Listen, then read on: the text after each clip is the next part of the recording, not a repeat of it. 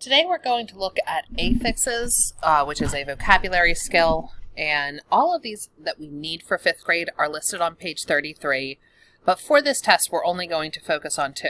So previously we already worked on non, un, and dis, which all are not words, and we have some examples, and then we break down the meaning of the word. And so since these 3 mean not, then in the breaking down the meaning of the word we had not in all 3. Miss means wrong, and so wrong is in the definition, is in when we break down the meaning of the word, what it means. So the 2 that we're going to look at today are lee and full, and lee means how. So our word example that we're going to use is softly. Oops, too much.